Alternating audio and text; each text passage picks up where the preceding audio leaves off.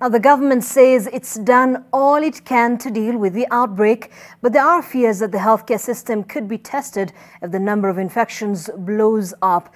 Health Cabinet Secretary Mutahi Kagwe says there are slightly over 1,000 ICU beds to cater for the most ill. But the government is still banking on citizens to help flatten the infection curve. NTV's Kennedy Mureithi has more details.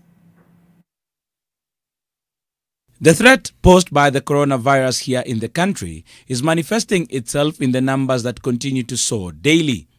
On Monday this week, the country had a tally of 16 confirmed cases, but starts a new week at 42. So we know that going forward, it is indeed very likely that our health facilities can and could be overrun by just the demands.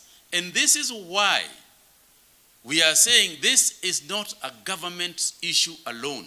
To this end, the government is now looking inward as it prepares for any eventuality. We need to be looking as communities, in your villages, what are the secondary schools, particularly boarding secondary schools, that we can begin to identify as potential areas where we can keep the sick if the situation overruns. That, he says, may be in the near future.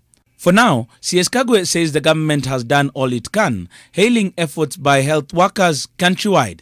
The government also plans to recruit about 1,000 more health workers who will be deployed to different parts of the country. We have got capacity for at least 1,000 beds that we are putting in addition to whatever else have existed in the past in terms of ICU capacity. The CS says entities in the private sector have come together to complement government efforts to contain the virus. He called on private hospitals, which have been accused of charging exorbitant fees, to also join in. The World Bank, for example, has donated 250 ventilators. That is in addition to everything else that we are buying. Also, the government wants local markets to think outside the box and produce some of the material needed. When it comes to personal protective gear, we are now at a place where we believe that starting next week, we can actually be able to start manufacturing those materials ourselves. Within Kenya, there are more than 50 companies that are capable of providing some of these medical inputs.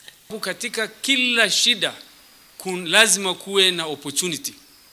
Kwa hivyo, opportunity ya kuamsha uwezo wetu wa kujitegemea. Counties are also preparing for the worst as they now work closely with the government to increase the capacity to fight the virus. Tumetengeneza county emergency response teams ikiwa pamoja na county commissioners, national government ikichanganyika na county national government na county government wakiwa wanafanya kazi pamoja.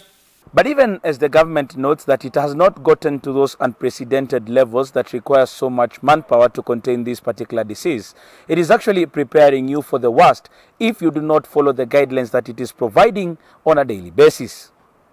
Kennedy Mureithi, NTV in Nairobi County.